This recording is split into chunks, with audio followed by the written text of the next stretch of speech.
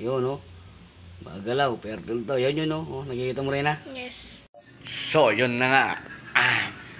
12 days na yung mga itlog natin. Na-update ko na kayo sa ating mga itlog ngayong gabi. Eksaktong 12 days na yung mga itlog natin na isinalang nung March 25. Yan. Kaya ngayon, ikakanding na natin yung mga itlog na yon. 12 days na sila ngayon, kaya magkakanding tayo. Pero baguhan, ito muna yung tingnan nyo muna from day 1 to day 11 bago tayo pumasok doon sa pagkakanding. Ngayon naman, first day natin iukutin. Unang ikot natin sa kanila mula ng pagkalagay kagabi. Yan. Eksaktong alas 10 na. Yan. Ikot muna natin sila. Yung pag-ikot dyan, oh. Yan.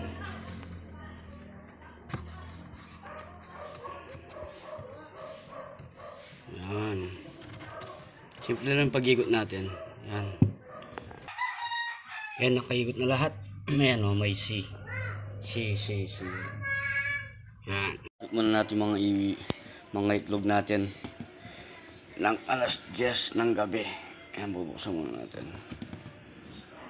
Ikot muna natin sila. Ayan, buksan muna natin. Ikot muna natin. Ito may C. Ayan. Ikot natin. Ayan. Lagay natin sa J.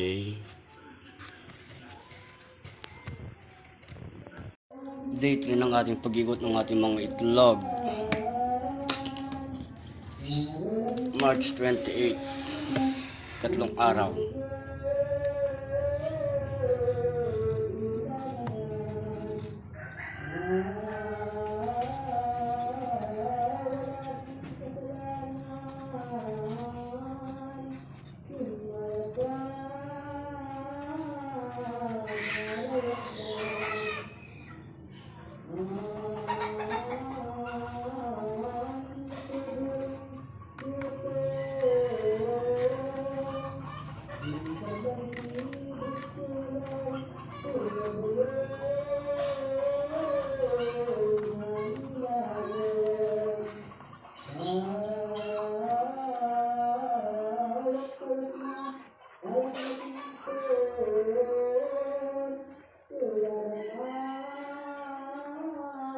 Day 4 ng ating itlog na isinalang sa ating DIY incubator.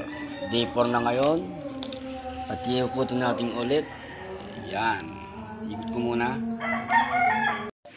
Day 5 ng ating pag-iikot ng ating mga itlog. March 30. Yan. Meron siyang uling para sa kanyang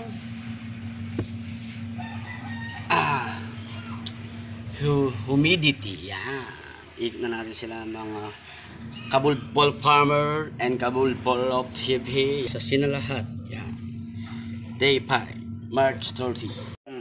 Day 6 ng ating pag-ikot ng ating mga isinalang na itlog. Day 6 na ngayon.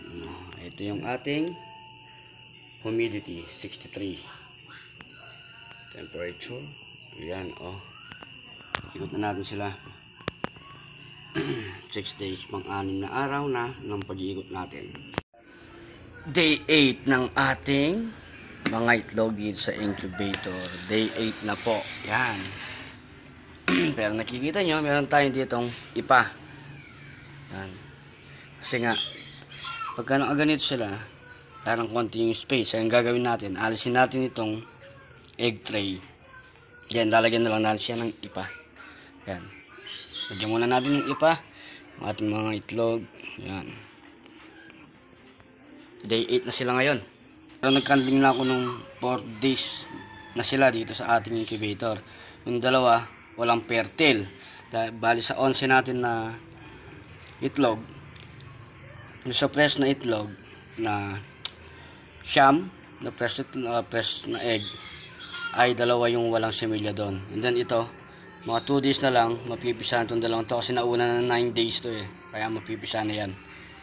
Yan, lagyan muna natin yung ating ipa sa ating para marami tayong malagay na itlog mga kabulbol. Yan.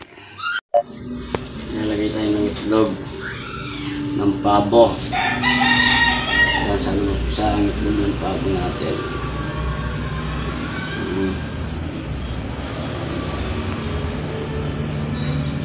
Hindi matumanggulo pero yung isa parang may crack siya. Ito ata yun.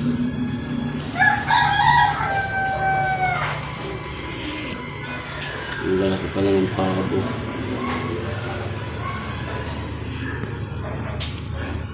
Yan, okay. Nasaan na tayo ngayon pala?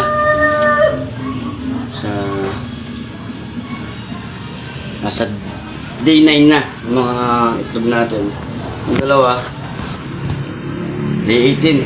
Mga 3 days na lang mapipisahan itong dalawang to. Pero, ito pa rin yan. Yan natin. Yan. Sana mapisa lahat. Pero kaya ayaw ko muna maglagay ng marami dyan kasi yung mga black astrolot natin na nangingitlog, lalagay ko pa rin dyan para mabilis tayo mapagparami ng mga manok. Ano? Yan. Mamaya maglalagay pa ako dyan. Bali, ito mapipisahan to sa hanggang Sabado. Yung dalawa. Ito hanggang 15. Hanggang 15 to. Mapipisa. Hanggang 15 siguro. Yan. Ito na muna. Yan nga oh. April 3 na.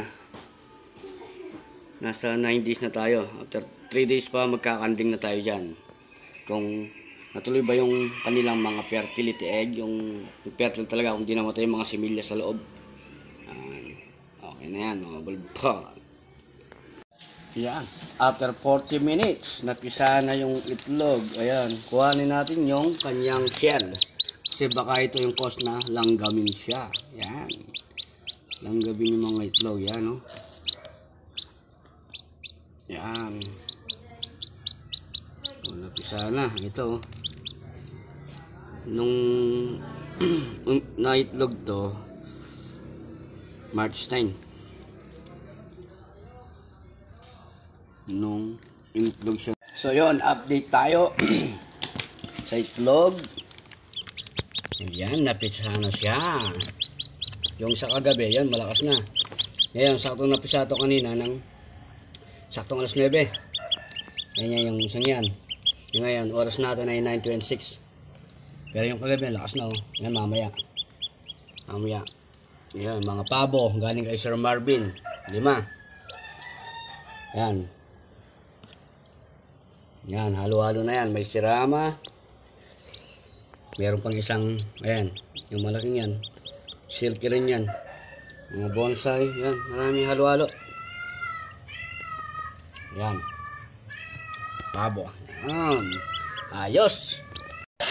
Yan, update day 11. Yan ang ating pag-iikot sa ating mga itlog na nauna, yung mga kulay red. Yan, bukas day 12 sila. Bukas natin ikakandling ulit. Tulad nga na sabi ko dati, nagkandling ako ng 5 days. Meron dalawang walang laman. Wala hindi fertile yung dalawa. 11 yan, yung dalawang silky na pisana. Yung mga fresh egg na kulay red, siyam. Dalawa yung nakandling ko nung ano na walang laman. As in talagang walang laman. Walang hindi fertile. Yan. Kaya napito yung ano natin na may fertile. Yan, bukas titingnan natin kung natuloy lahat ng fertile na yon or kung maubos lahat na hindi natuloy ang itlog. Kung tama yung pag-igot natin. Mag-igot muna tayo. April 5. Igutin natin. Ayun na, ito papakita natin. Magkakanding tayo ngayon dahil 12 days na sila ngayon. Yung kulay pula ang kakanding natin.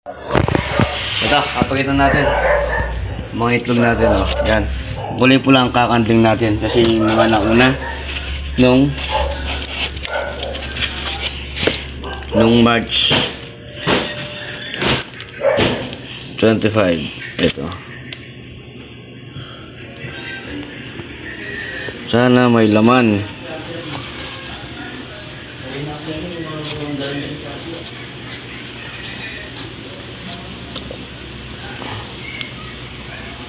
Sana may laman yung ating mga itlog.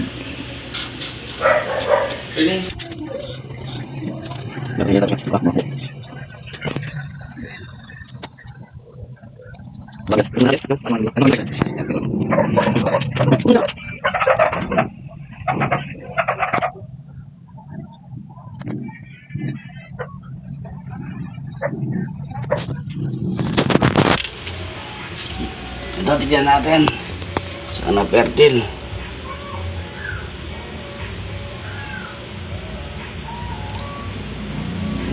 Ayun oh, gumagalaw oh, nakikita nyo? Gumagalaw, isang silky ano. Yun oh. Gumagalaw, fertile to. Yan yun oh, nakikita mo rin na? Yes. Gumagalaw, isa.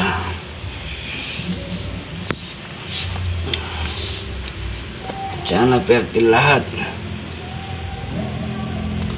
Ayun pa oh. Yun. Gumagalaw. Ayun, yun. kiso. Lakas. Dalawa. Tapos na.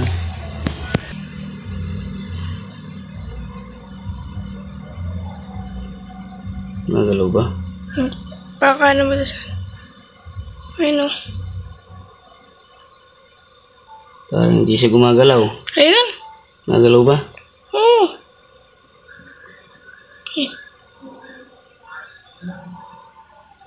Yan. Hindi. Parang hindi. Pero kanina pa siyang gumagalaw. Tingnan natin parang...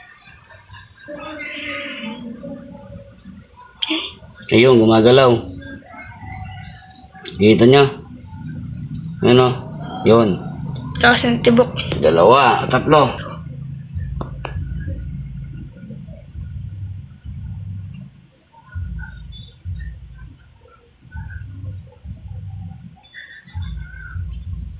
Parang wala. Gumagalaw siya yun.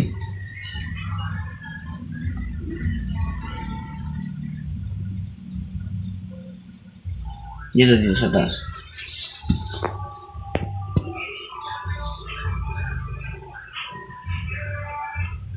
Ito. Yun o. Kikita nyo. Yan gumagalaw. Try mo i... Ito yung pangit na ano. Parang ito. Parang namatay. Kasi wala siyang blood. Wala siyang ugat. Blood. No? Tsaka puro yellow na yung ano tumatagos dito. Oh, tagos. Dito lang siya may black. Di tulad nito. Di tulad ng mga iba.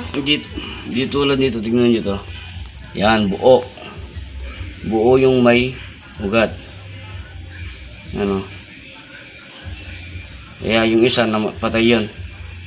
Hindi nagtuloy. Ito lakas oh. Lahat yan oh. Yan. Kaya yan. 6 out of 7 ang ating fertile na nabuhay. Bali isa lang yung walang may similya pero hindi siya nagtuloy. Kumbaga nabugok, namatay yung similya sa loob. Sisiw. Yan, kaya babalik na natin sila.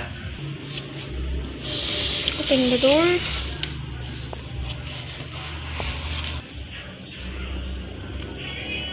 Ito yung patay no? Ito.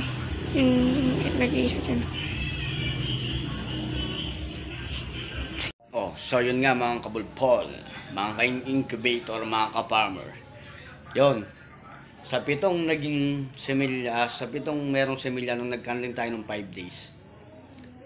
Sa pitong natira ay 6 ang nagtuloy sa mga itlog na kinanting natin kagabi. Kaya yan. Yung 6 na hindi pa rin tayo sure kung mabubuhay sila hanggang sa Sabado. Sa 15 kung makakalabas pa, mabubuhay silang lahat yung 6 na natira natin mga bulbol. Yan. Update ko kayo pagka napisa na sila hanggang dito lang ang ating video. Kaya kung bago ka lang, pag-like mo na yung ating Facebook page na Team Kabulbol at saka yung ating YouTube channel na Kabulbol Love TV. Kaya hanggang dito, update ko na lang kayo ulit.